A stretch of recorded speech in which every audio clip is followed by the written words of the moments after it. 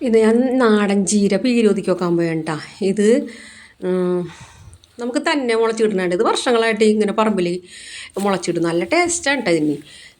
ഇത് പെട്ടെന്ന് പൂത്ത് പോകണ ഒരു സാധനമാണിത്. ഇതിന് പ്രത്യേകിച്ചൊന്നും നമ്മളൊന്നും ചെയ്യാൻ വേണ്ട, വളം വേണ്ട, ഒന്നും വേണ്ട, വെറുതെ നമ്മുടെ മണ്ണിൽ മുളച്ചിട്ടും. ഇതിപ്പോൾ കുറച്ച് വലുതായി പോയിട്ടാ. ഇത് പറമ്പ് മുഴുവനും ഇപ്പോൾ പുല്ല് പിടിച്ച് നിൽക്കുകയാണ്. അത് ഈ പുതുമഴ പെയ്തല്ല, അത് കംപ്ലീറ്റ് ക്ലീൻ ചെയ്തിട്ടേക്കണമായിരുന്നു.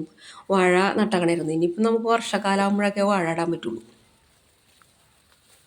ഇതിപ്പോൾ ഞാൻ ഒന്നരാടം എടുത്ത് കഴിക്കോട്ടാ. വെറുതെ തേങ്ങ ചിരണ്ടിയിട്ട് വെറുതെ വാട്ടി കഴിച്ചാലും ഏറ്റവും നല്ലതാണ്. ചീര നമ്മൾ എല്ലാ ദിവസവും കഴിച്ചാലും അത്രയും നല്ലത്. ഇത് വേറൊരു ചീര ഉണ്ടാ. ഇതിൻ്റെ വിത്ത് കൊണ്ടുപോയി പാവി മുളപ്പിച്ചിട്ട് ഇതിപ്പോൾ നിറഞ്ഞാക്കിയാണ് പറമ്പിൽ. അവിടെയൊക്കെ ഇങ്ങനെ നിൽപ്പുണ്ട്. ചക്ക പഴുത്തു തുടങ്ങി.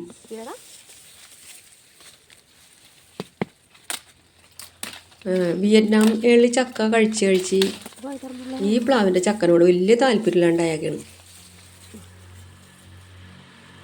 ഇതേ പ്ലാവുമ്പോൾ തന്നെ കിടന്ന് പഴുത്ത് കഴിഞ്ഞിട്ടുണ്ടെങ്കിൽ ഇതിന് വലിയ ടേസ്റ്റ് ഉണ്ടാവില്ല.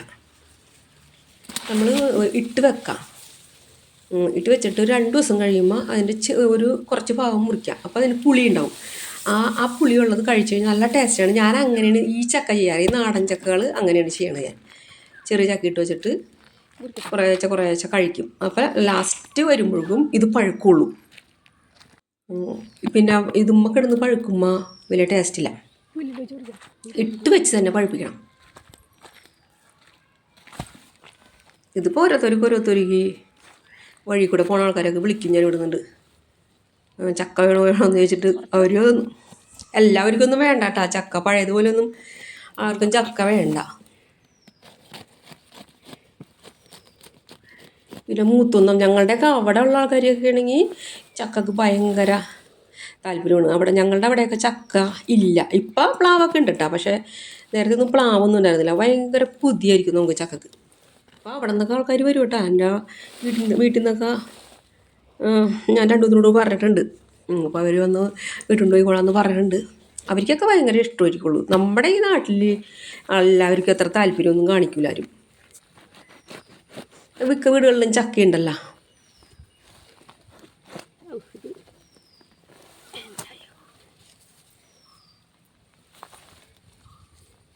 പക്ഷെ ഞാൻ കഴിയാവുന്നത്ര ഇടിയൻ ചക്ക കഴിക്കും. അങ്ങനെയുള്ള കാര്യങ്ങളൊക്കെ ഞാൻ ചെയ്യും കേട്ടോ. എനിക്കിത് ഇടിയൻ ചക്കയൊക്കെ ഭയങ്കര ഇഷ്ടമാണ്. ഇങ്ങനെ പഴുത്തു പോയാൽ പിന്നെ നമുക്കധികം കഴിക്കാനും പറ്റില്ല. ഇത്രയും ഇടിയൻ ചക്ക എടുത്തിട്ടും ഇതും ഇത്രയും ചക്കയിടും. ദൂരം ഇടിയൻ ചക്കയാണ് ഞാൻ ഇത്തവണ എടുത്തതെന്നു. ഇടിയൻ ചക്കയും കൂടി എടുത്തില്ലായിരുന്നെങ്കിൽ ഈ പ്ലാവ് ചിലപ്പോൾ നിറഞ്ഞാനായിരുന്നു.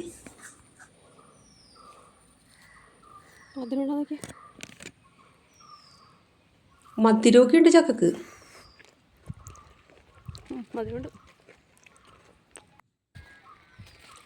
ഇതിൻ്റെ ആ പൂക്കളെല്ലാം നുള്ളിക്കളഞ്ഞില്ലെങ്കിൽ ഇനി കയ്പ്പ് വരും.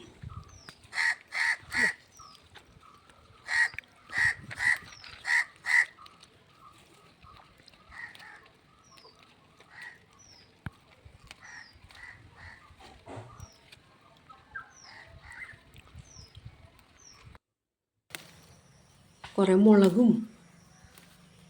പല സ്ഥലങ്ങളിൽ ഇങ്ങനെ നട്ടതൊക്കെ അങ്ങനെ നിൽപ്പുണ്ടാവും.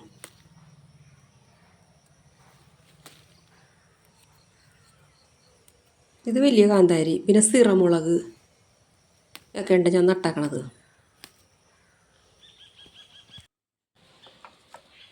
ഇതിൻ്റെ തണ്ടുമെന്ന് ആ തൊലിയൊന്ന് പൊളിച്ചളയണം.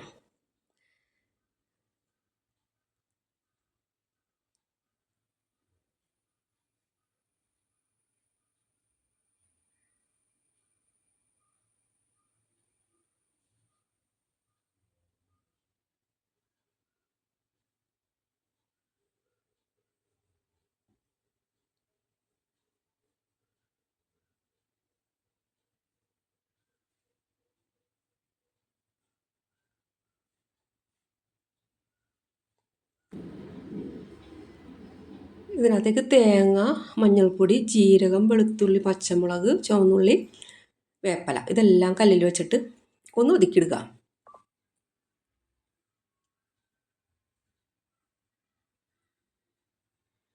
കടുക് പൊട്ടിച്ചിട്ട് കുറച്ച് വേപ്പിലയും ഉണക്കമുളകും കൂടി ഇട്ട് മൂത്ത് വരുമ്പോൾ തേങ്ങ അരച്ചതിട്ടിട്ട് ഒന്ന് വാട്ടി ഇത് കുറച്ച് നേരം ഇത് മൂടിയൊക്കെ കഴിക്കും ചീര.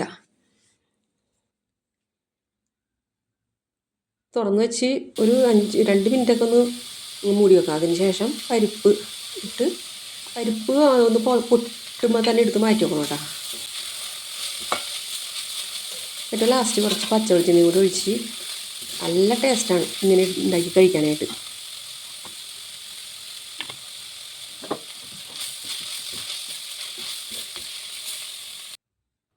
ഇഷ്ടപ്പെട്ട കമൻറ്റ് ചെയ്യണം കേട്ടോ.